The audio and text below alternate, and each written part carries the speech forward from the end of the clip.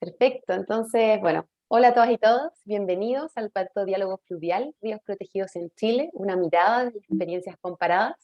Mi nombre es Pia Weber, soy encargada de Agua Dulce, la organización medioambiental de Pew Charitable Trust. Y hoy día estoy súper feliz de poder estar aquí moderando este espacio para poder reflexionar en torno a los ríos en Chile y la necesidad de protegerlos, y también las experiencias que van a venir de la mano de nuestros expositores el día de hoy en lo que ha ocurrido en otros países. Este 25 de septiembre se celebró el Día Mundial de los Ríos, que tenía por finalidad poder destacar los numerosos valores que existen en los ríos del mundo, los turísticos, los recreacionales, los escénicos, los culturales, entre muchos otros, que probablemente ustedes también reconocen en los ríos con los que se relacionan. Es un día, por supuesto, para reflexionar en torno a los desafíos presentes y futuros que existen para poder garantizar ríos libres y vivos para el bienestar de las comunidades y los ecosistemas. No hay duda que los ríos en Chile y el mundo se enfrentan a una serie de amenazas, ¿ya? Y necesitamos ir avanzando en acciones concretas que garanticen su protección. Es así como una serie de organizaciones, muchas de ellas que llevan muchos años trabajando en protección de ríos, nos hemos encontrado reflexionando en torno a estos diálogos fluviales con expertos desde la academia, instituciones, la sociedad civil y distintas organizaciones locales que han hecho este trabajo posible. Así que, primero que todo, me gustaría agradecer en el fondo a estas organizaciones, Fundación Ñenco, Futaleufú Riverkeeper, Corporación Pueblo Patagonia, representantes ahí de los territorios en la Patagonia, ONG Ecosistemas a nivel nacional, ERLA Center, International Rivers, organizaciones internacionales que han hecho trabajo no solamente aquí en Chile, sino que también en toda Latinoamérica, el Centro de Investigación de Ecosistemas en la Patagonia, el Programa Austral de la Universidad Austral de Chile, The Pew Charitable Trust, Bestias del Sur Salvaje con su proyecto, con su hermoso proyecto Somos Cuenca, Habitantes del Biobío, y por supuesto Fundación LEPI Patagonia Inc., que han estado apoyando este bonito proyecto que se desarrolla a lo largo de la cuenca del Biobío. Hoy día vamos a tener a 4 panelistas de elite, así que les quiero contar brevemente un poquito de ellos. Monty Aguirre es directora del Programa de América Latina en International Rivers, es una ONG que apoya los movimientos locales para la protección permanente de los ríos. Monty lleva trabajando años desarrollando estrategias transformadoras que examinan los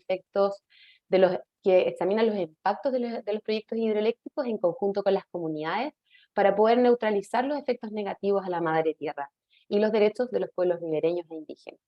En un segundo orden tenemos a Elizabeth McPherson, que es profesora asociada de Derecho Ambiental y Recursos Naturales de la Universidad de Canterbury en Nueva Zelanda.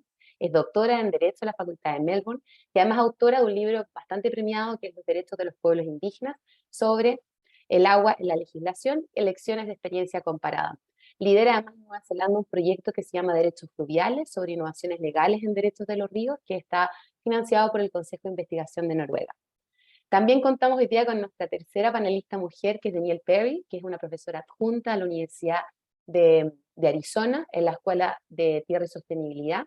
Es además directora del Laboratorio de Ríos Libres de la Universidad de Arizona y también es co-directora de la Coalición Internacional por los Ríos Libres, una protección permanente para ellos. Es amante del agua y también indica que esa pasión es la que alimenta en el fondo su investigación respecto a cómo las instituciones y los valores medioambientales influyen en el desarrollo y la conservación de los recursos hídricos, y también cómo estas implicancias socioecológicas en estas agendas que a menudo están siempre contrapuestas.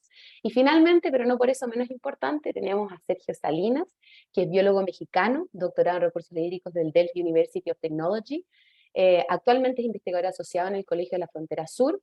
Fue coordinador y líder temático de agua dulce y ecosistemas acuáticos de WWF en México, donde condujo, coordinó y asesoró proyectos de conservación y manejos de agua. Principalmente destaca su experiencia en el desarrollo de la norma mexicana para determinar caudales ecológicos del Programa Nacional de Reservas de Agua para México. Entonces, en este contexto, cada uno de ellos nos va a venir a contar de sus experiencias, los desafíos que significó en el fondo la implementación de estas herramientas. Así que sin más, doy paso a Monty Aguirre para que nos cuente sobre su experiencia en protección de ríos. Muchas gracias, Monty, por estar acá. Gracias. Estoy compartiendo pantalla. ¿Me avisas, por favor, si está bien? Sí, se ve. Tienes que poner compartir nomás y ahí se hace compartir. Okay, sorry. Ya estoy compartiendo. ¿Se ve? Perdón. Sí, pero mira, arribita a la derecha tienes una pantalla que dice Share y eso te permitiría que se viera completa. Oh, present. Ok. Nunca he usado Canva. Es al lado donde dice presente. Oh, es en Ah, present. perdón, present, perdón. Present. Ya, ok. Oye, qué bueno que podemos participar más porque Ok. ¿Ahora sí se ve? perfecto, ahí estamos. ¿Todavía se ve? Perdón, disculpen. Ok, un momento. Me avisan, por favor, si se ve o no se ve. Ahora Se ve no. tu pantalla, Ahí Monty, la, pero tienes que colocar presentar. Ya, ya. Ok, es que nunca he usado esta. Ok, hold on. Por favor. Ujú. Disculpen. Ok. No, no sé por qué no puedo. pero si regresas a tu Canvas, ibas bien encaminada, porque estaba justo ahí la parte para presentar. Ah, ya, perfecto. Ok. Sí, mira, Ya. ahí Disculpa, pones present, y ahora busco acá y busco present. ese. Bueno, y ahora enlarge. Sorry. Ok, bueno, muchísimas gracias. Soy Monty Aguirre. Ya muchas gracias a Pia y a todas las personas y organizaciones que se han encargado em, de organizar este evento. Pertenezco al programa de América Latina. Una pasión mía realmente es la protección permanente de ríos. Bien, nuestra organización existe ya más de 35 años para la protección de ríos y dentro de esto, a ver, me calmo un poquito, perdón, me estaba asustando porque no podía compartir.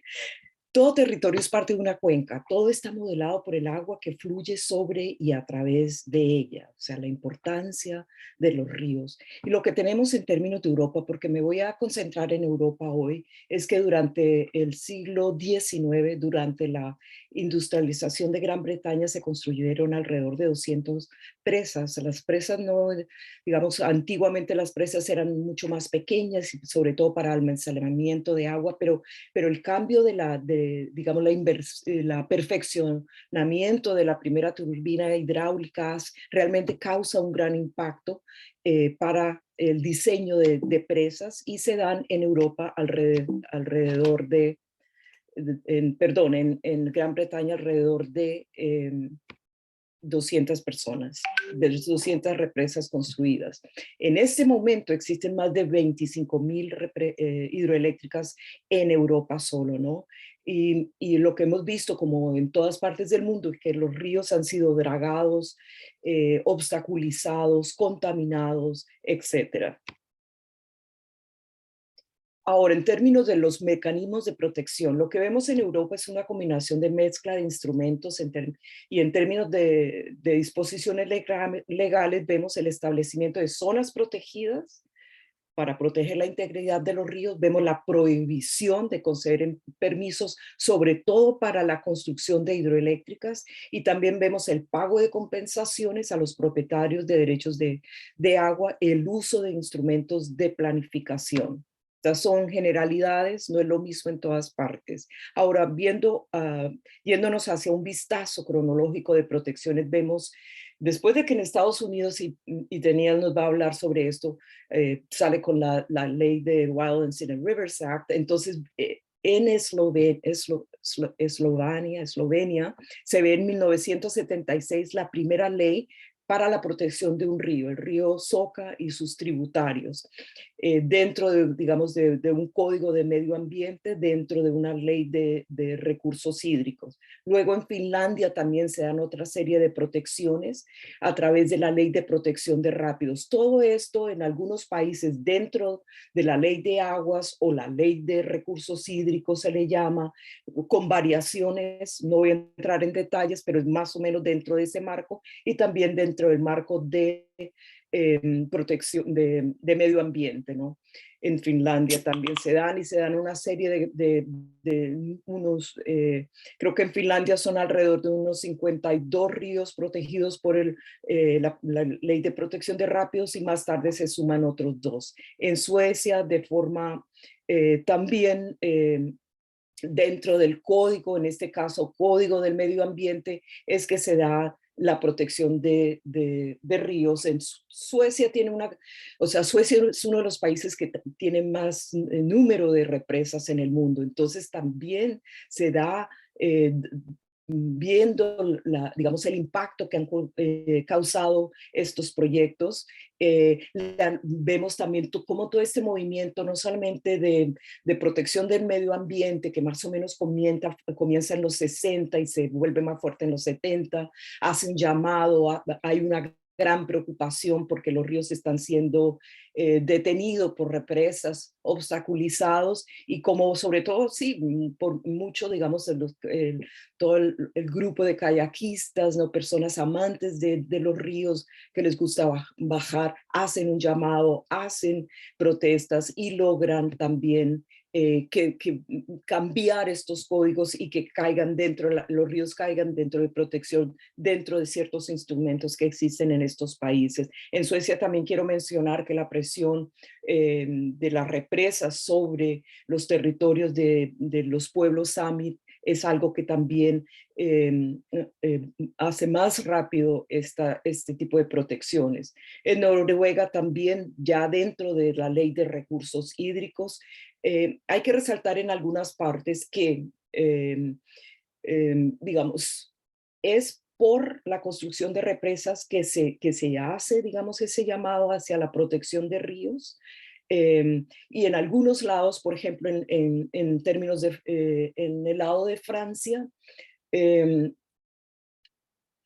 digamos, no hay una prohibición para la construcción de represas, pero sí se hace un llamado para que haya se vuelva a dar una licencia nueva, se hagan revisiones de los códigos de las represas y que estos puedan incluir también inclusive desmantelamiento. En España se crean las reservas naturales de ríos o dentro de la ley de agua, de nuevo, y alrededor de unos 135 ríos son protegidos a través de este mecanismo. Y habría mucho más que decir, pero bueno, en otro momento. También creo importante mencionar la directiva del marco de agua de la Unión Europea, ¿no? Esta directiva que se da en el 2000, que es más o menos cuando ya se estaba terminando el informe de la Comisión Mundial de Represa, se dan de una forma casi paralela y con mucho interés también en la protección de ríos.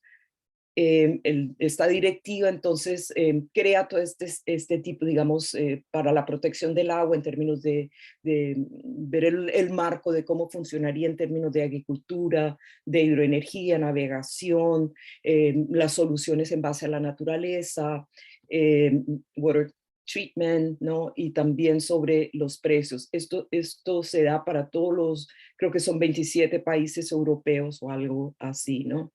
Y dentro de la directiva, de este marco de la directiva del agua, entonces se crea también Natura 2000. Y Natura tiene, a mí me parece interesante, me parece que es la plataforma ideal en Europa para trabajar hacia la protección de los ríos, porque en términos de la Unión Europea realmente no existe una ley que proteja los ríos. Las protecciones que se dan, como vimos anteriormente, es a través de los diferentes, dentro de los países y sus propios códigos y tal, pero tal vez dentro de Natura se puede realmente avanzar hacia una protección de ríos en Europa, considerando que muchos ríos, por ejemplo, como el Danubio, son de carácter transfronterizo. Perdón. Bien, un segundito. Y dentro de Natura también se dan, sin embargo, como dije, no hay una ley, pero sí se dan ejemplos de buenas prácticas, por ejemplo, en términos del Danubio, pero estos son acuerdos entre digamos, agencias del gobierno, entre ciudadanos que se ponen a conversar y empiezan a diseñar planes para la protección del Danubio a nivel ya pues de cuenca, ¿no? No podemos no podemos terminar sin hablar de desmantelamiento, de remoción de represas en Europa. Este es un mapa y lo mejor sería que leyesen y viesen el último estudio que se preparó sobre desmantelamiento de represas.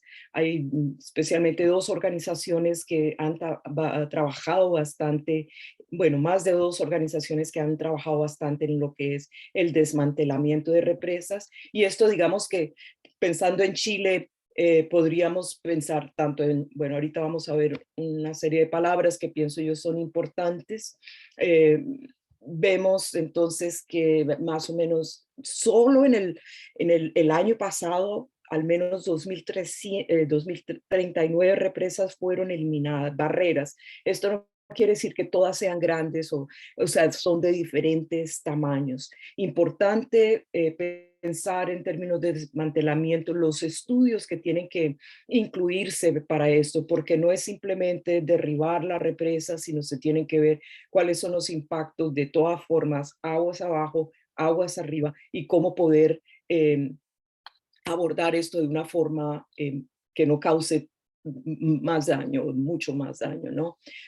Palabras que me parecen clave porque hay que pensar, y hay muchas más, pero para la protección de ríos, la calidad del agua, cuáles son los estándares, qué estándares vamos a utilizar, vamos a utilizar los estándares de cada país o de pronto tenemos que también que pensar en aumentar estos estándares, ¿no?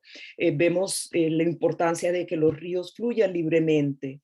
¿Qué quiere decir esto? Empezamos a trabajar entonces en términos o ver la situación con las represas, ¿no? Que el hecho de que tengan que reacondicionarse, porque las represas no son para siempre tampoco, ¿no? Se pueden generar nuevas licencias y qué tendría que suceder cuando se generen nuevas licencias de esos proyectos antiguos. Y esa parte es muy importante y yo creo que de pronto Daniel va a tocar ese punto que ha sido esencial para el desmantelamiento de represas en Estados Unidos. Importantísimo, entonces, si estamos hablando de los ríos, designación o protecciones para los ríos, cómo se designan, porque esta es una palabra que vamos, si remontamos a las leyes de los países que mencioné, vamos a ver designación en muchos puntos y definitivamente en Estados Unidos es también algo en la ley de Balancing and Rivers Act, algo muy importante, cómo se designa el río para ser protegido, cuáles son los criterios, qué estudios hay que hacer, ¿no? Y también, por supuesto, participación ciudadana. Y hay otros conceptos. Entonces, ¿qué tenemos? Varias instancias fuera de estos países, fuera de Estados Unidos y de lo que nos van a compartir las dos personas más, tres personas más en este panel. Tenemos que a nivel global tenemos varias instancias en donde estamos ya haciendo un llamado a no represas, porque represas y calidad de agua yo creo que son dos de los temas más importantes para la protección de ríos. Entonces vemos esto y digamos no se ha logrado 100%, pero en el World Heritage Sites, ¿no? Dentro de esto toda una campaña para que cuando haya la protección, digamos, cuando hay un sitio de este tipo, también se proteja el río, porque no es ipso facto que el río sea protegido, ¿no? Tenemos la Convención de Biodiversidad Biológica, la CBD COP15, también dentro de estos hay todo un esfuerzo para la protección del río. En la COP27 vamos a estar en Egipto, todo un grupo también, en donde estamos haciendo un llamado de no financiación a los proyectos de represa en el Congreso de IUCN, en el Congreso pasado el Río Congo y también el Marañón. En Perú salieron disposiciones de protección, etcétera. International Rivers ha trabajado especialmente en esta iniciativa económica de recuperación en términos del COVID, lo que eso significa. La ONU con el relator especial del agua, Pedro Arrojo, también ha sacado una carta, cartas de científicos se han hecho, y muy importante es la financiación, porque la financiación todavía, o sea, todavía se ve la construcción de represas como la solución, ¿no? y dentro de esto, pues la financiación dentro de los fondos de clima, ¿no? Y en esto es algo que podemos trabajar todos y todas en conjunto. Muchísimas gracias.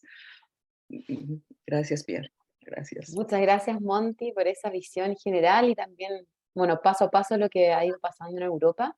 Eh, y todo ese movimiento que ahí se está iniciando en torno a las represas. Ahora le quería dar el pase a Elizabeth McPherson para que nos cuente sobre su experiencia eh, desde Nueva Zelanda, el río Wanganui, ¿qué nos tiene que contar? Okay. Ahora se ve la presentación o está en Speaker View. Ah, parece que está en Speaker View. Ya, lo puedo cambiar.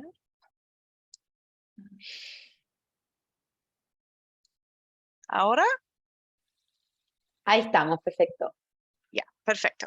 Ok.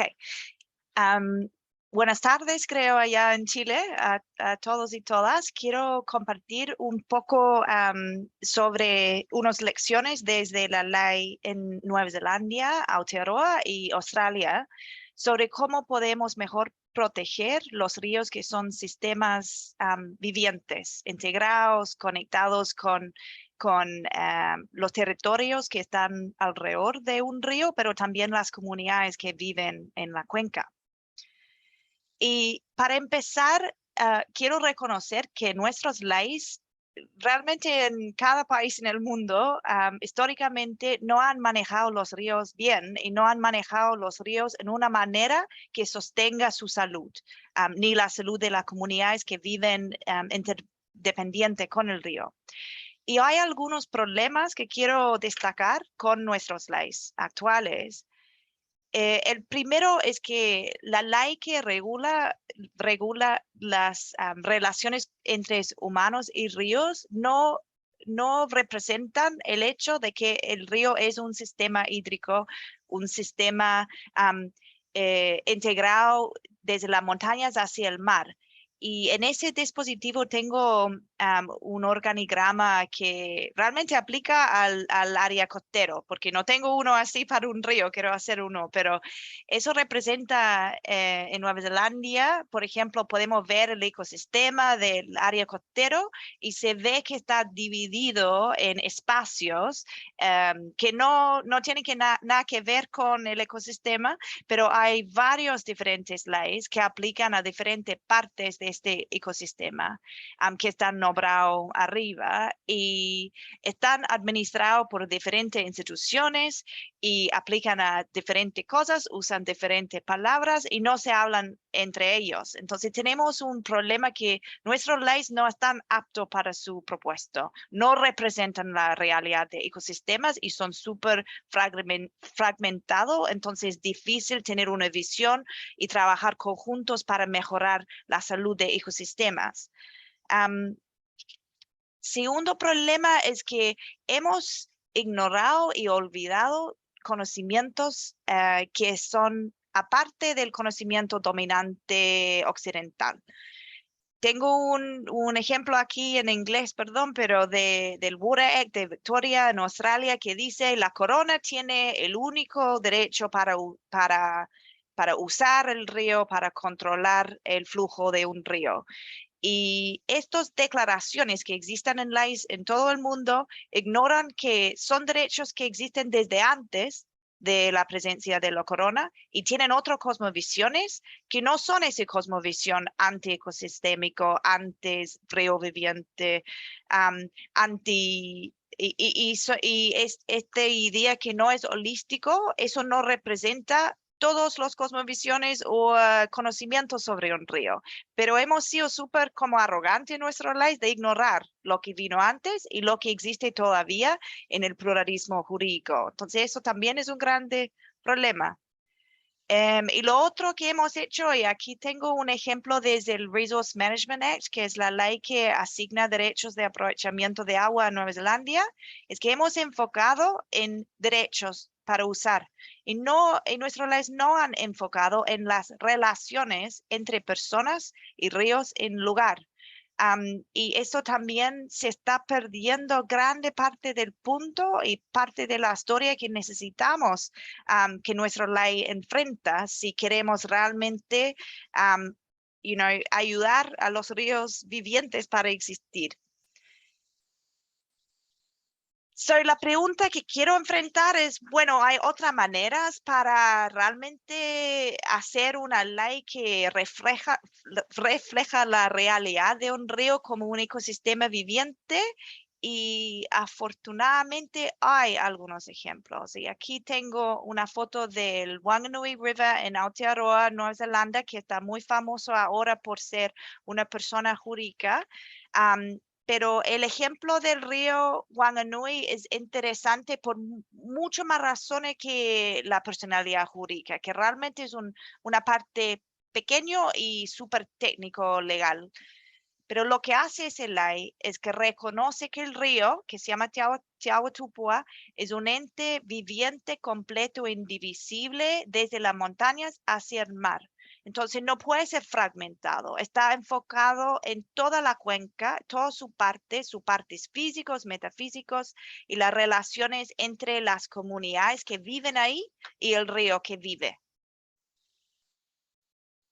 Y también esa ley, aquí tengo parte de la palabra de la ley que está en tereo maorí, el idioma maorí y inglés, que reconoce la cosmovisión de las comunidades de ahí, que ven el río como un antepasado, como una relación, y reconoce que la salud de las comunidades está intrínsecamente conectado con la salud del río, que ellos viven en una relación que está recíproco. Entonces el río da a las comunidades y las comunidades cuidan al río. No es como solo de hacer una conservación del río aparte de los humanos. No, los humanos son parte del ecosistema y viven en una relación que siempre se está produciendo y apoyando el otro. Y estos valores son muy importantes en el modelo neozelandés porque son consideraciones para la gobernanza del río, que la corona y las comunidades y la industria, y todos los que tienen un interés en el río, tienen que tomar estos 4 valores en cuenta. Y ustedes quizás han escuchado del dicho de las comunidades maorí de ahí que dicen, yo soy el río soy yo. Y estos dichos realmente reconoce esta relación que tiene ese vínculo que está muy cercano. Y eso es lo que tenemos que tomar desde el caso de Nueva Zelanda. Y es verdad que el caso del río Wanganui es solo un río en Nueva Zelanda. No es que tenemos eso por todos nuestros ríos, pero sí lo que ha pasado es que este modelo ha tenido una gran influencia a la política de agua en general en Nueva Zelanda. El gobierno ha adoptado una política que se llama Te Mana o Te Wai, que significa el poder y el estatus del agua. Y eso también reconoce con mucha conexión a la cosmovisión maorí, que las personas y las aguas están conectados en una relación que un río vive y es viviente y que tenemos que cuidarlo y usarlo. Hay una balanza que está muy importante. Y sabemos que ese modelo también ha tenido influencia en otros países en el mundo, pero también en Australia, por ejemplo. El río Yarra, que fluye en la ciudad de Melbourne, tiene un modelo similar, no con la persona jurídica, pero sí un reconocimiento que el río vive, es viviente, está conectado con las comunidades indígenas que tienen una obligación, tienen una cosmovisión de que podemos aprender algo muy importante. Y realmente estos modelos, hemos visto esta semana el Mar Menor en España, que ha estado reconocido como en un modelo de personalidad jurídica similar. Estos modelos han tenido algún éxito más, creo yo, que modelos de solo conservación de río salvaje. La experiencia en Nueva Zelanda y en Australia es que la propuesta que tratan de olvidar la conexión de humanos que viven en la cuenca han han terminado en mucho conflicto.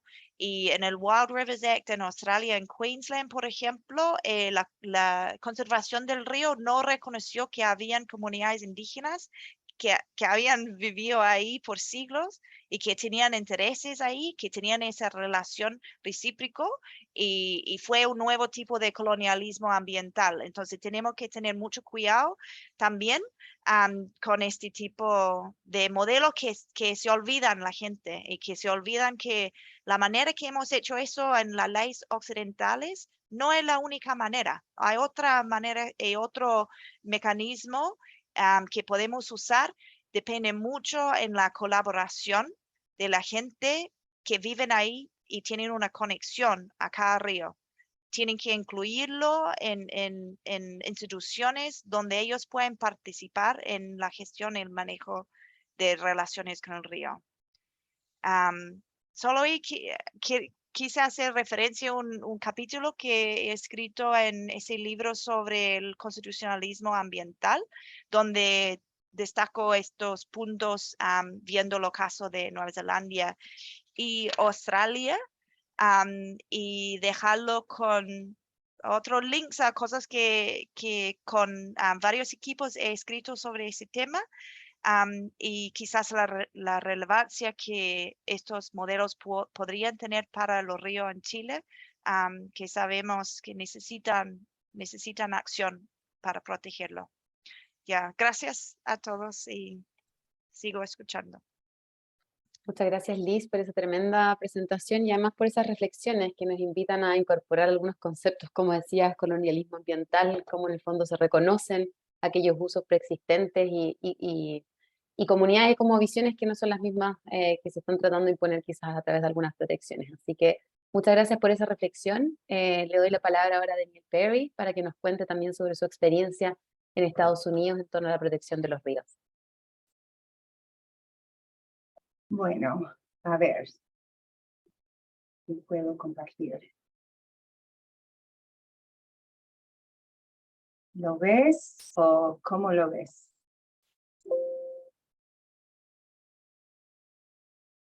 ¿No? ¿Me escuchan? Te escuchamos. Aún no se carga todavía. ¿Pueden ver la pantalla? ¿O no? Todavía no. Todavía no. A ver. A ver. ¿Ahora sí? No, No. todavía no. Ok.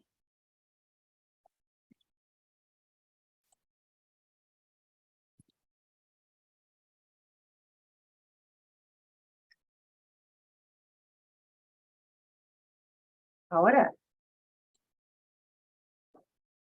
No. No, aún. Ahí está, saliendo. Ahí está. Ahí está, perfecto. Bueno, ¿ahora qué ven? Ahora estamos viendo la presentación, Ríos Salvajes y Escénicos. Estamos. ¿Y con las notas o no? No, está para ti las notas. Muy bien. A ver. Bueno, gracias por tenerme aquí. Estoy muy feliz para compartir con ustedes mis estudios y mi conocimiento acerca de la ley de ríos salvajes y escénicos aquí en los Estados Unidos.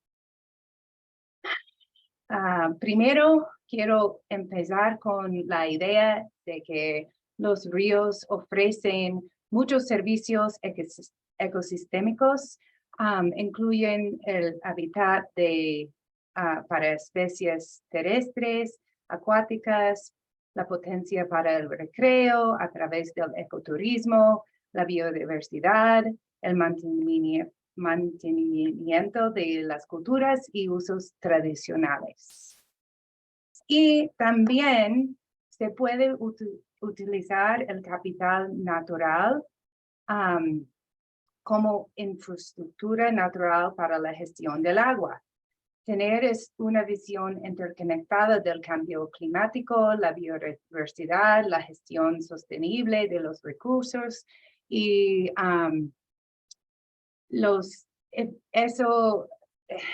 proporcionando soluciones beneficiosas para todos para ríos resilientes. Lo siento, estoy un poco nerviosa. Así estamos pensando ahora en los Estados Unidos, pero ahora voy a hablar de cómo llegamos a esta etapa en cuanto a la conservación de los ríos a través de esta ley. El acto de ríos salvajes y escénicos de los Estados Unidos es un marco para abordar estas preocupaciones acerca del cambio climático y ríos resilientes. Estudios de elegibilidad para la identificación de los valores excepcionalmente notables a los servicios ecosistémicos, así como el marco de clasificación de 3 niveles, distingue entre corredores fluviales que son salvajes, escénicos y recreativos. En mis estudios revelan que la ley puede informar las estrategias de gestión integrada de los recursos hídricos al servicio del desarrollo sostenible para ecosistemas fluviales resilientes, si se emplea también como una política de adaptación climática. En los Estados Unidos, durante la década de las 50s y 60s, el país estaba en un gran cambio ideológico hacia la naturaleza. Había mucha urbanización y crecimiento de poblaciones. En esa etapa, la gente realizaba que los recursos hídricos eran finitos, mientras que una economía de turismo estaba creciendo. También esa era una cosa de orgullo nacional basado en la conservación del medio ambiente. Así que durante los 60s, habían muchas leyes desarrolladas para la conservación del agua y la restauración de los recursos hídricos y de la biodiversidad. La ley de ríos salvajes y escénicos es una política que incluye todas estas otras leyes. Es parte de un complejo de muchas políticas que son nuevos totalmente en el mundo por ese tiempo.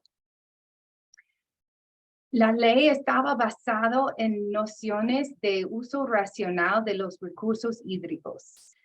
Es factorizada en un nuevo paradigma centrada en la cuenca del río como el principio organizador para la integración de estrategias de gestión sostenible del agua. Este paradigma más tarde se convirtió en principios de la gestión integrada de recursos hídricos en forma de la Ley de Planificación de Recursos Hídricos. Se establecieron consejos de recursos hídricos y comisiones de cuencas hidrográficas para planificar para el mejor uso y desarrollo de los recursos del río y terrenos al lado del río. Esa sería una ley flexible, pero sistémica del río escénicos y para la planificación integral de cuencas. Ese era un plan para el mejor uso de los ríos de la nación. Entonces, los conceptos básicos de la ley de ríos salvajes y escénicos son esos. Para averiguar qué ríos van a estar incluidos en ese sistema, hay que tener una encuesta de los ríos, un inventario de los ríos y la creación de un catálogo de los ríos, que son que fluyen libremente y que tienen agua de alta calidad o la potencia para restaurar el agua a una alta calidad. El río tiene que tener valores excepcionalmente notables o se llaman ORVs en inglés. Esos en mis estudios digo son los servicios ecosistémicos. Por la ley se escriben así, que pueden ser un valor escénico, de recreo, algo geológico, algo de pez, vida silvestre, algo histórico, cultural que se importa al país, o puede ser otra cosa. Cuando un río aquí en los Estados Unidos está protegido por esta ley, 1/4 de milla, que es muy poca terreno, de verdad, también está protegido en la zona ribereña del río. Eso es para también proteger algo que está trayendo uno de esos valores al río. Puede ser que es hábitat de vida silvestre o algo así. También cuando la ley estaba creada en 1968, un inventario de los ríos del país estaba establecida. El inventario es como un catálogo de ríos que después, entre años, pueden estar incluidos en este sistema. Y entonces, en fin, el gobierno federal no puede financiar proyectos que pueden dañar al río. Si hay un proyecto de un puente o calle o una represa, hay que hacer un estudio de impacto ambiental para averiguar si ese tipo de desarrollo va a dañar al río o a los valores para que el río está protegido. Aquí en los estados tenemos diferentes autoridades que manejan ese sistema y que pueden decidir si un río va a ser protegido. Hay dos maneras, más que nada, hay dos maneras para incluir un río nuevo en ese sistema. Puede ser por el Congreso o puede ser por el secretario del Interior, quien es la persona encargada de manejar las aguas y tierras de los Estados Unidos. Es un proceso que puede durar muchos años, entre 5 o 10 años por una campaña para incluir un río o unos ríos nuevos en el sistema. Y pueden ver aquí que la manera más fácil o la manera más común para designar más ríos es a través del Congreso. Y puede ser que los tribus de gente indígena pueden elegir también proteger sus ríos. Lo que es importante saber es que al principio, hace más que 50 años, cuando la gente quería proteger un río, era porque querían proteger más que nada el recreo, el escenario o los peces. Pero a través del tiempo, con más conocimiento acerca del medio ambiente, acerca de los problemas con el agua y con el cambio climático, hemos visto que el otro ha sido una manera de proteger otros servicios ecosistémicos aquí en esta ley, a través de ley. Y es muy importante porque ahora, en ese tiempo en que estamos preocupados con el cambio climático, con el crisis de agua dulce, con el crisis de biodiversidad, usar esta ley puede tomar en cuenta estos crisis y tratar de conservar más ríos para resolver estos crisis. Cuando digo que los ORVs son servicios ecosistémicos, pueden ver aquí cómo esta ley sirve para proteger estos servicios. Aquí son los ORVs, aquí son los servicios, aquí en esa columna, y aquí pueden ver los beneficios de proteger esos ríos, un parte del río, o por lo menos puede ser una cuenca entera. Pueden ver que proteger un río significa la seguridad nacional, la gestión de recursos hídricos, la salud pública, resiliencia, sostenibilidad, la infraestructura natural, mitigación de inundaciones, mitigación de sequías, y también seguridad alimentaria para la gente que depende en los peces que viven en el río, por ejemplo. Una cosa es que proteger un río es algo político, ¿no? Es difícil a veces tomar un río y ponerlo en el sistema. Y aquí pueden ver los Estados Unidos,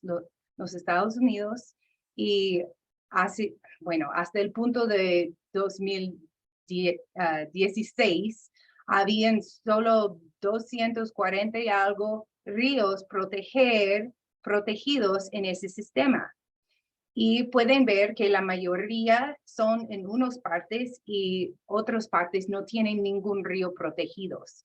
Y en mis estudios digo que ese es un problema nacional para nosotros, porque estamos tratando de proteger biodiversidad y recursos hídricos a través del país en un sistema nacional. Y tenemos mucho trabajo que hacer para cambiar cómo vea ese mapa, pero ya vamos a ver cómo podemos cambiar eso. Aquí pueden ver que los lugares que tienen ríos protegidos, más que nada, son los lugares donde no hay mucha gente, donde la tierra es propiedad del gobierno federal, no propiedad privada. Y es muy importante porque la gente que vive al lado de un río, a veces con su propio terreno tienen miedo de que no van a poder hacer lo que le da la gana con su propio terreno. Así que están más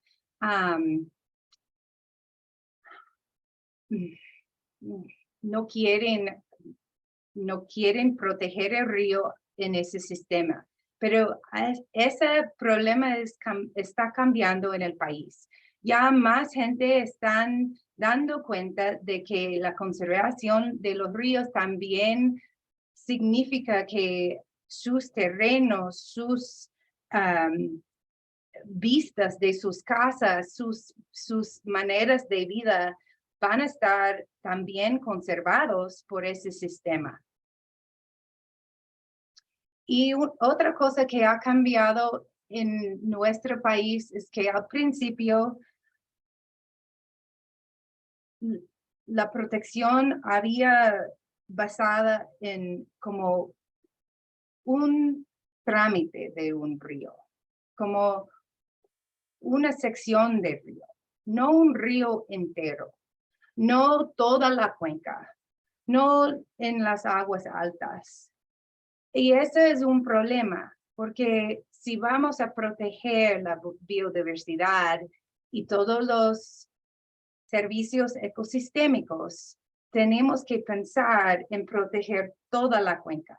Así que ahora vemos que en las nuevas proposiciones de proteger ríos, están pensando en la cuenca entera.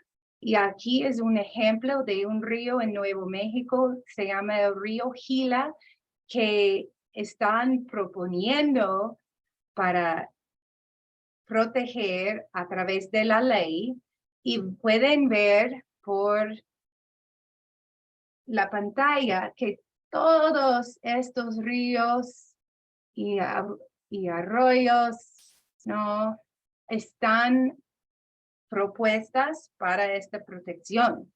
Y es nuevo eso. Y solo ha cambiado entre los últimos, puede ser 15 años que hemos estado pensando así. Pero esta está bien, es buena, ¿no? Que estamos ya pensando en la cuenca entera. Y creo que es lo que está pasando allá en Chile. Aquí en el mapa pueden ver, esta es como la mapa que les enseñé antes, donde hay ríos ya protegidos con estas líneas negras. Pero por este lado, estos son los ríos que, por el lado derecho, no sé si pueden ver mi flecha, pero estos ríos son los ríos que están en el catálogo de que son elegibles para proteger, pero hay que tener una campaña para que protegen el río y que se incluyen en el sistema nacional.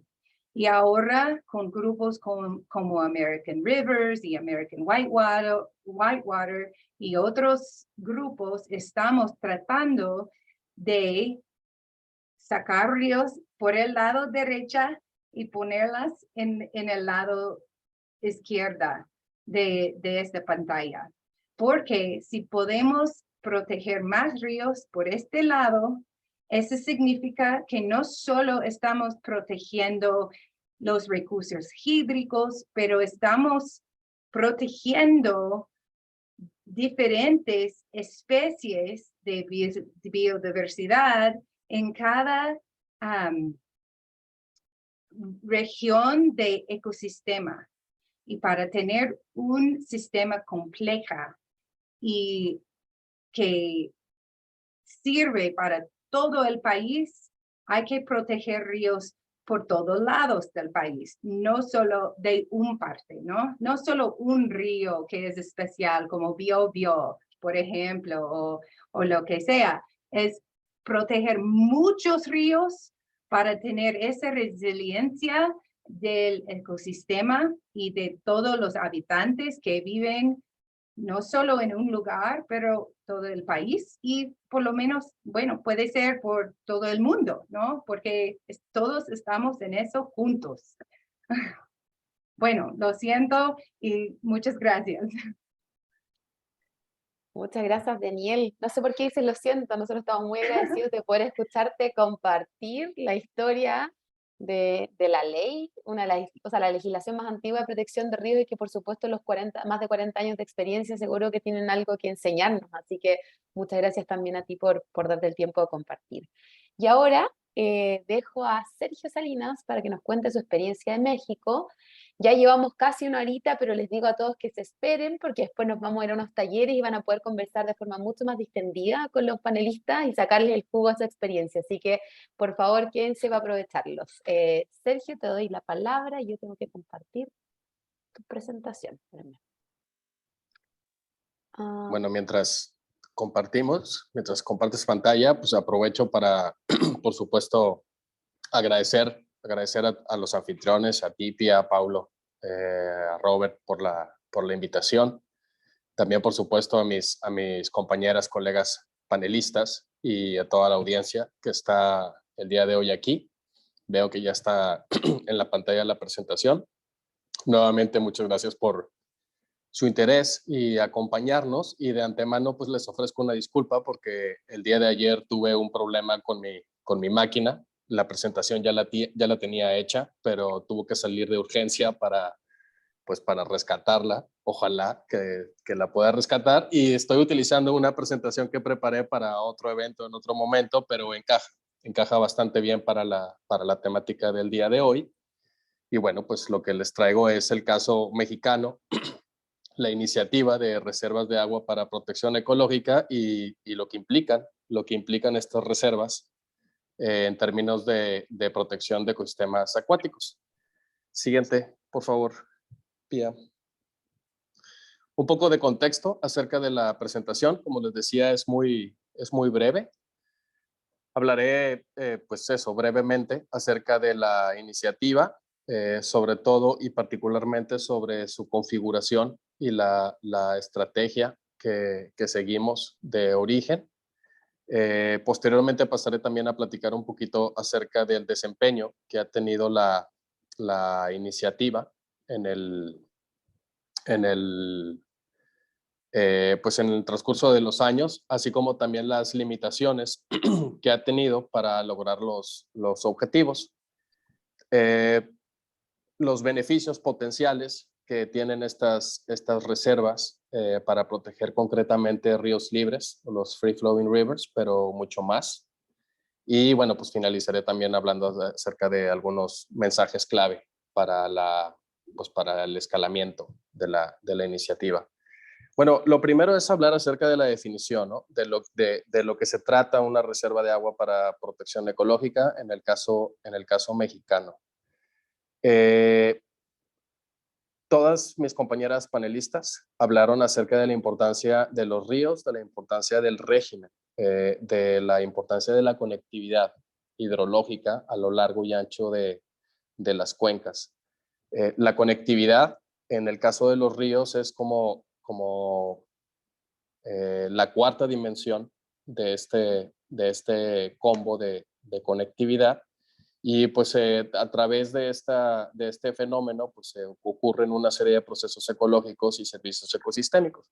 La reserva de agua para protección ecológica es la figura del marco normativo mexicano a través del cual se protege el régimen de caudales en los ríos o el régimen de inundación en humedales. Ahora sí, la siguiente, por favor. Es un volumen anual pues que se protege exclusivamente para protección ecológica, y pues básicamente esto ocurre desde la gestión del agua. Este volumen sale o se excluye completamente del balance hídrico y queda fuera del alcance para cualquier otro usuario. Sobre el marco normativo, la configuración de la iniciativa y la estrategia, pues comentarles que la Reserva de Agua para Protección Ecológica en el caso mexicano, pues está reconocida por la Ley de Aguas Nacionales desde principios de los 2000, y esto es porque, esto es muy importante que ustedes lo sepan, la gestión de los recursos hídricos en el país establece desde el 2002, más o menos, 98 o 2002, no recuerdo exactamente bien, que si una cuenca o acuífero del país tiene disponibilidad y cualquier usuario del agua, cualquier habitante de la cuenca, tiene interés de utilizar el agua, presenta una solicitud y cumple con la normativa, la autoridad mexicana tiene que otorgarle esa concesión. Y ese es un elemento sumamente importante a considerar, porque las concesiones en México y en la mayoría de los países del mundo se hacen con base en el escurrimiento medio anual. Y eso es, en principio, un grandísimo error que nos tiene sumidos en problemas, porque si se asigna el 100% del escurrimiento medio anual, por definición matemática, eso quiere decir que la mitad de los años no habrá agua suficiente para todos. Y eso nos condena, pues no nada más a nosotros mismos, sino por supuesto pues a los ecosistemas. Entonces, en este caso, les digo, la reserva de agua es reconocida por la Ley de Aguas Nacionales.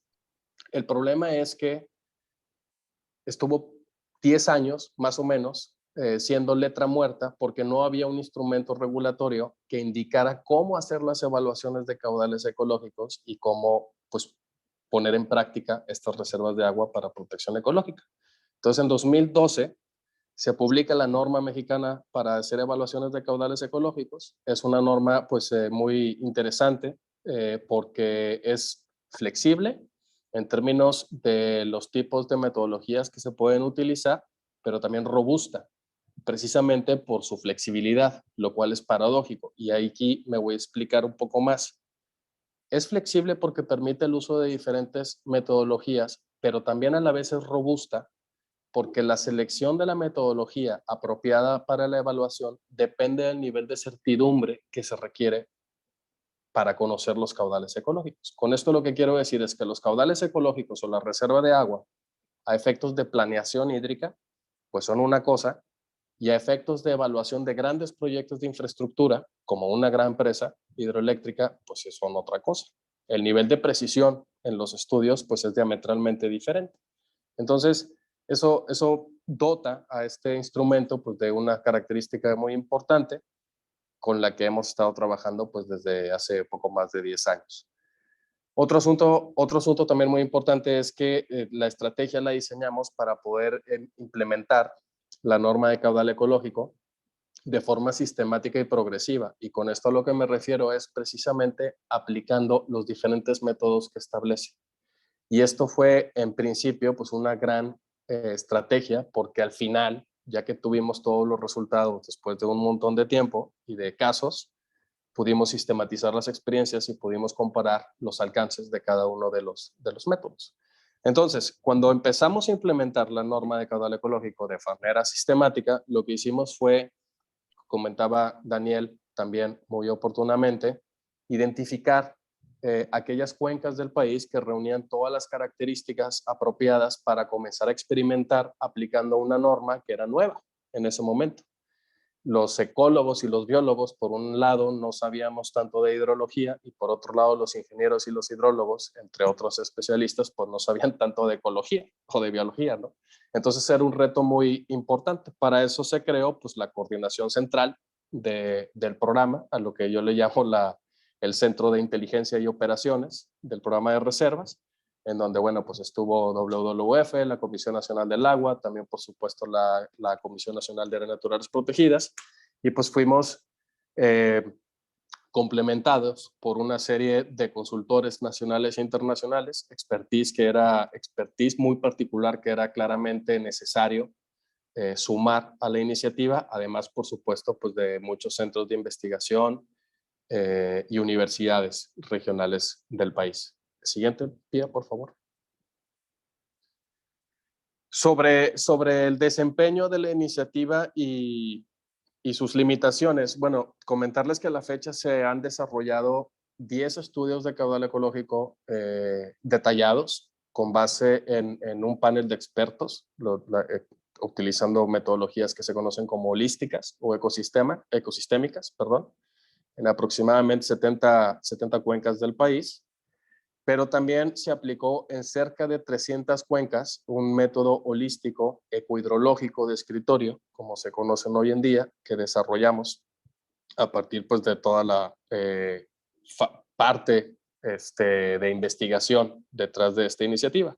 Como les decía, debido a que estuvimos haciéndolo de manera sistemática y progresiva, aplicándolo pues, en muchas cuencas del país, con un método y con otro, pues pudimos al final llegar a valores de referencia de reservas de agua para protección ecológica típicas, digamos, según los objetos de conservación y según los objetivos ambientales o los objetivos de manejo de las cuencas, pero también pudimos obtener con mucho nivel de detalle indicadores de variabilidad del régimen, pues que son muy potentes a la hora de tomar decisiones por lo que implican en la realidad, tanto en temporada de estiaje como en temporada de lluvias y a lo largo de los años. En relación a las limitaciones, pues esto tiene aquí un asunto, un pendiente muy importante a incorporar a todo el modelo, pues es la integración del cambio climático. No hablo necesariamente del modelo con el cual hacemos las evaluaciones de caudales ecológicos, sino al modelo legal, al modelo de protección. Me explico. Siguiente diapositiva, por favor. Bien. A grandes rasgos, y pues para no tomar tampoco tanto tiempo, algo de los grandes números o algunos de los grandes números después de 10 años que tiene esta iniciativa, es que a la fecha existen cerca de 300 reservas de agua para protección ecológica establecidas en todo el país. Estamos hablando de casi el 55% del escurrimiento medio anual superficial. Eso implica cerca del 65% del objetivo de desarrollo sostenible 642 para reportar los indicadores de estrés hídrico, que incluyen en su nueva versión pues, los caudales ecológicos. Estas cerca de 300 cuencas que están protegidas abarcan casi 500,000 kilómetros cuadrados.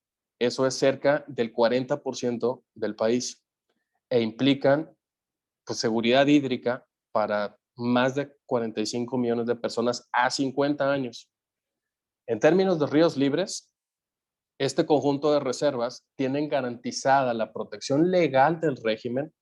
La protección legal del régimen, permítanme enfatizarlo, de cerca de 44,000 kilómetros de ríos libres. Eso es el 33% de la red hidrográfica nacional. ¿Por qué eso es importante? Pues nada más y nada menos porque de ese régimen dependen 65 humedales de importancia internacional, casi 50,000 kilómetros cuadrados, y 80 áreas naturales protegidas con casi 175,000 kilómetros cuadrados. En términos de especies, en términos de su contribución biológica, ese número no está actualizado. Justamente en las últimas semanas lo he estado actualizando. Se han muestreado alrededor de 850 especies en estos 10 estudios holísticos, de las cuales cerca de 300, cerca de esas 300 especies están protegidas, 270 son estrictamente dependientes de agua dulce, y de esas, cerca de 180 son estrictamente dependientes de agua dulce y además están protegidas. Entonces, pues el potencial, con esto no quiero decir que esas especies estén salvadas, ni mucho menos, pero sí es muy importante saber que el principal factor de degradación de los ecosistemas acuáticos es la alteración al régimen. Lo que implican las reservas de agua para México es la protección precisamente al régimen.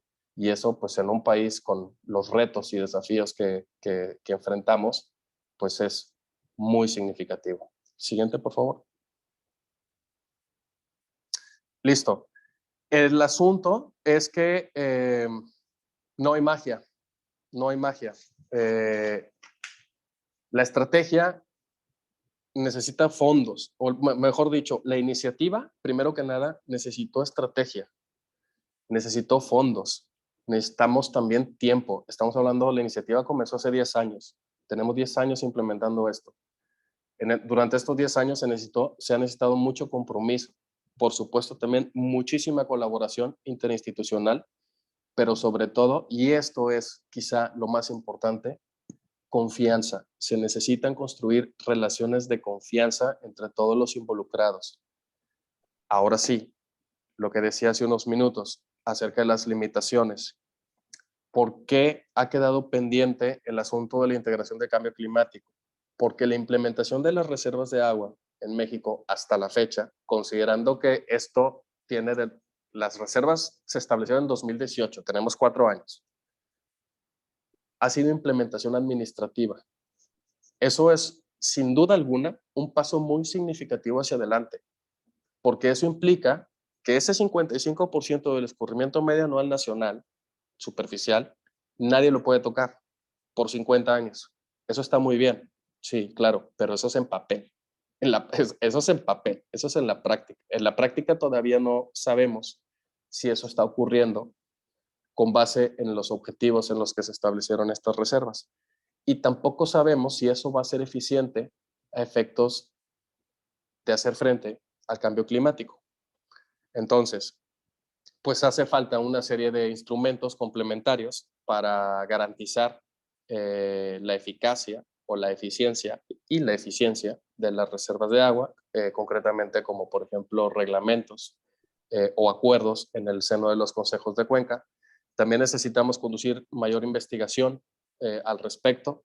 Apenas estamos entendiendo un poco, tan solo un poco, del impacto en términos de conservación que implica la protección de la cuarta dimensión de conectividad, y necesitamos, por supuesto, también continuar estableciendo relaciones de confianza, ampliando las redes, porque lo que necesitamos es hacer una gobernanza activa del agua para el ambiente, algo que en México, pues evidentemente no había ocurrido. Para finalizar, esta estrategia, hay una estrategia de réplica del programa en América Latina. La estrategia comenzó en 2017, a mí me tocó comenzar su diseño. Para decirlo, necesito picar las costillas para incentivar ahorita la discusión. Chile estuvo presente, bueno, están involucrados en esta iniciativa Bolivia, Ecuador, Colombia, Guatemala, Perú, además, por supuesto, de México.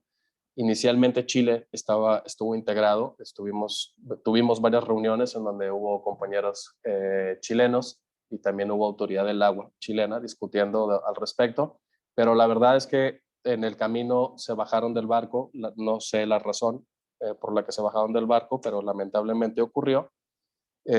También enfatizar la importancia de conducir estudios en campo. Es sumamente importante que se generen esas experiencias porque cada país tiene su propio marco regulatorio y de eso se debe entender de forma pues específica. Con esto lo que quiero decir es que no hay una receta que copiar, eso es mentira, sino experiencias con las que se pueden aprender, que es pues muy diferente. Y ya está.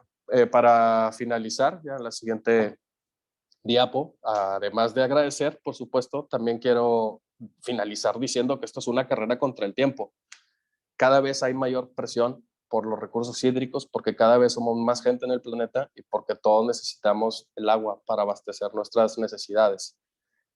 Uno de los puntos claves también en la iniciativa mexicana es que esos criterios de elegibilidad, donde comenzamos a implementar la norma de caudal ecológico, pues nos ayudaron para identificar esas cuencas con escasa presión por el agua, con escasa población, pero que también con mucho interés de conservación. Y eso está muy bueno, eso fue muy bueno, eso fue un gran acierto, porque comenzamos en sitios en donde podíamos experimentar bastante. Pero en el camino no hemos abordado aún las cuencas que tienen mayor presión, las cuencas que tienen mayor densidad de población y donde paradójicamente se produce el 80% del Producto Interno Bruto del país. Entonces, nada, pues hay que darle, hay mucha tarea. Muchas gracias. Muchas gracias, Sergio. Y bueno, es impresionante también las similitudes que vemos con el modelo que nos comentabas en México y la posibilidad que existe hoy día, después de la reforma al Código de Aguas, de implementar reservas de caudal aquí en Chile. Yo sé que organizaciones como Futaleufú Riverkeeper, Pueblo Patagonia están trabajando arduamente para poder empujar las reservas de caudal en los ríos Futaleufú y Pueblo.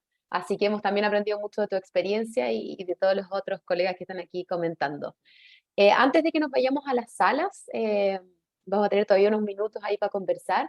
Me gustaría quizás darle la palabra a cada uno para que nos hagan quizás un llamado a la acción o una frase que para ustedes sea importante en términos de lo que se viene para nosotros en Chile. Estamos viviendo procesos de mucho cambio, hay desafíos muy grandes y sabemos que la tarea es titánica, pero queremos escucharlas a ustedes quizás con una pequeña frase donde nos inviten a convocar, a llamar a la acción. Le doy la palabra brevemente a Monty. Ay, gracias. Una llamada a la acción. Vamos a proteger los ríos de Chile a través por mi lado no es a través de reservas necesariamente de agua, pero yo creo que a través de una ley de protección de ríos y viendo cómo funcionan los demás, digamos, cómo funciona áreas protegidas, reservas de agua, etcétera, y que tenemos que trabajar juntas y juntos. Esto es de importancia para todas y todos. Entonces, hay que juntar y fuera de eso, también conectémonos con las instancias, las plataformas internacionales que estamos trabajando hacia lo mismo. O sea, una cosa a nivel nacional, pero también con repercusión o con campo de acción a nivel internacional. Gracias. Muchas gracias, Monty. Liz, unos minutitos ahí. Sí, yo creo, hemos trabajado en nuestro proyecto de investigación sobre la importancia de tener una visión colectiva arriba, hacia la salud y la protección del agua, y abajo tener los diferentes mecanismos legal y la colaboración en gobernanza. Y me parece que eso es muy importante para Chile, porque en Chile hay varias diferentes cosas pasando. Hay los caudales mínimos ecológicos en una parte, hay el sistema de impacto ambiental, hay los derechos de agua indígena en la ley indígena, hay el sistema de asignación de agua por el Código de Agua, pero todo ese proceso a veces trabajan en su línea y no están trabajando conjunto hacia una visión que es para la salud y para que los ríos puedan existir y reproducir. Y creo que Chile necesita esa visión, y había una oportunidad con el proceso constitucional, pero no termina, todavía hay esa oportunidad. Y creo que es importante de acordar en ese proceso la conexión entre la gente que viven y se relacionan con su propio río, y fomentar eso, incluir ellos en la conversación que está basado en el lugar y la cultura de las personas que tienen esa relación con sus ríos. Muchas gracias, Liz, por tus palabras. Daniel. Bueno, estoy de acuerdo con Elizabeth que tenemos que pensar no solo en línea, pero como sistemáticamente acerca de los ríos y de los terrenos y cómo es una cosa proteger terreno, pero eso no significa una protección del agua. Hay que proteger el agua para proteger la demás. Y este es un cambio de pensamiento que estamos en ese proceso ahora de cambiar eso. Y también hay que pensar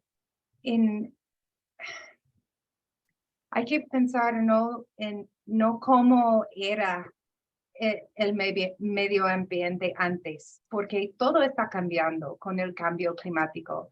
Tenemos que pensar en los ríos y cómo van a cambiar, cómo va a cambiar el medio ambiente, el ecosistema acerca del río, y pensar en cuáles ríos tienen sus valores ahora y cuáles ríos van a mantener sus valores en el futuro. Porque no podemos, aunque queremos, no podemos proteger todo. Tenemos que pensar bien en dónde queremos poner nuestros esfuerzos, nuestro dinero y nuestro tiempo. Y pensar muy bien en los ríos que pueden ser resilientes con protección o puede ser con restauración y después protección. Y en su formación de ley, ahí con la Constitución, con las leyes de agua y del sistema de protección, yo creo que es importante pensar así en el futuro del río. Perfecto, Daniel. Muchas gracias por tus palabras. Y Sergio, antes justo de irnos a las sesiones. Sí, coincido con todos mis colegas panelistas. La aproximación necesita ser holística. El problema de hacerlo holístico es que es extraordinariamente desafiante a corto plazo, porque todo mundo tenemos el derecho de opinar y construir, y eso toma mucho tiempo, pero necesita ser holístico. El gran mensaje que yo quiero dejar, sin decir, por supuesto, que lo que han dicho mis colegas no tenga el mismo nivel de importancia, al contrario, es que el agua, a diferencia del resto de las figuras de protección en la naturaleza, el agua ocurre en régimen. Es un proceso ecológico, es un proceso ecohidrológico en este caso. Las ventajas de proteger un proceso son enormes, grandísimas, porque funcionalmente eso es lo que estamos haciendo. Una de las grandes revelaciones, o la gran revelación que yo tuve que yo he tenido en mi carrera profesional, es el poder de la gestión del agua para hacer esto. Yo jamás me imaginé, jamás, cuando yo comencé con esto, jamás me imaginé estos resultados, ni en mi sueño más guajiro. Estoy hablando de que el país tiene protegido el régimen en más del 50%. Un país como México con todas sus carencias y con todos sus desafíos. Eso es bestial. Pero eso ha sido gracias a que se reconoce el régimen se reconoce al ambiente como un usuario del agua en la ley de aguas nacionales, en el propio marco regulatorio, y porque se escogió una estrategia para ir directamente a la protección del régimen a través de esta figura. Nuevamente, al final eso es implementación administrativa. Y sí tenemos algunas evidencias de ello, pero todavía nos falta mucho camino por recorrer para poder garantizar que dentro de 50 años estas reservas estarán funcionando como hoy decimos que están funcionando. Y para eso necesitamos tener esta visión holística, necesitamos este trabajo colaborativo y necesitamos de todo lo que mis colegas dijeron en los últimos minutos. Oye, muchas gracias también, Sergio, por esas reflexiones. Bueno, ahora estamos todos juntos, así que nos despedimos en general, pero ahora vamos a dar paso a irnos a dos grupos de trabajo. La idea es que ustedes puedan compartir con Monty, con Elizabeth, con Daniel y con Sergio de forma más personalizada, puedan conversar con él. Nos quedan todavía 30 minutitos de conversación. Así que van a aparecer en la pantalla dos salas y ustedes se inscriben en la que deseen, y desde ya les agradecemos a todos los que participaron. Este conversatorio va a quedar subido a la plataforma de Bestias del Sur Salvaje para que ustedes lo puedan replicar, compartir y revisar. Y bueno, nos veremos en la próxima oportunidad. Yo me voy a una sala, Pablo estará moderando la otra, así que muchas gracias a todos.